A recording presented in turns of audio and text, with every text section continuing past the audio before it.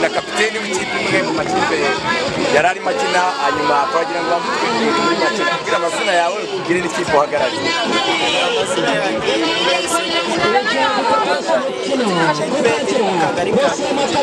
Kagari ka Ngero kapiteni, hanyuma aka ka mwanya muri mu gikorwa cya siporo. Kuri wowe wavuze siporo ubiki? Iyo bavuze siporo by'umwidagaduro bihuza abantu bikabafasha kuba yakirinda byinshi bitandukanye, kuko iyo umuntu ari muri siporo nyine ayihugiramo nawe yajya ibindi bikorwa bibi. Siporo n'ubuzima bwiza bihurira he? Siporo, iyo wakoze siporo urakora ingingo ndetse bituma n'umubiri ukora, ya masukari aba ari mu mubiri agatuma iyo ubizi icyo kiri buriya uragira uti bituma utabona iyo ukora siporo ntubona umwanya wo gukora ibintu bibi. Ese ahangaha hari ibikorwa byagiye bigaragara mu rubyiruko mu gihugu cyose bijyanye n'ibikorwa by'urugomo, abana b'abangavu batewe inda zitateganijwe n'urubyiruko. Aka kanya ni ubuhe butumwa wagenera abandi bantu bakumva? ubutumwa nabagenera ni uko babona uburyo bajya kunywa inzoga buriya nizo zibatera kuba bagira gutya bakarwana amakimbirane. Urakoze cyane, turagushimiye. Kandi kapiteni w'ikipe ya Nyakayenzi, kapiteni muraho neza, watwibwira amazina abantu bakakumenya bari kukumva? Amazina ni Ndaruba Felix, abandi kapiteni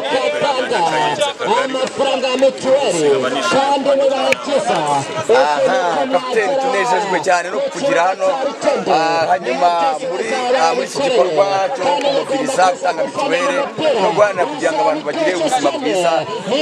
Ni iki ushobora kubwira abantu aka mwanya? ibintu wabwira abaturage ko ufite n'ahantu bwiza mu gukunda ubukangurambaga, dufite ikintu cyiza kuba dufite ubuzima bushyigikira muri byose. Icya mbere kubahiriza gutanga mituweli ku gihe, gukora siporo biciye mu matorero, mu makampani atandukanye bakatugeraho. Ntabwo ubukangurambaga kuri rusange nabasha kugira ngo babwire ibyiza byo gutanga mituweli kugira ngo uzaza no gutanga haba mu mikino haba no muri zindi sekiteri zitandukanye tubashe kugira ngo twifuza kugeraho. Turagushimiye cyane. Mbere yo gutandukana nawe twagira ngo hari abantu bazi Ngeruka mu ndirimbo ya Cecile Kayirebwa, Kibugabuga na Ngeruka. Umuntu utazi Ngeruka wamubwira iki? Aka ka mwanya ni akahe gashya, ni ubuhe budasa bw'umurenge wa Ngeruka nk'umuturage utuye muri Ngeruka, umujene? Ni iki wabwira abantu bakure bashobora kumva nk'umuntu utazi Ngeruka muri makeya? Ugiye gusobanura Ngeruka nk'umurenge wasobanura ibintu byinshi bitandukanye, ariko kuri ubu ngubu ikintu dukunda kuba turusha abandi ni uburyo tugira ubumwe, tukagira urukundo, ndetse n'uburyo umuntu uje kuhakorera bizinesi tumwakira, tukamufata nk'umuntu uje muri twe, nta nzangano ntaki, ibyiza nyaburanga.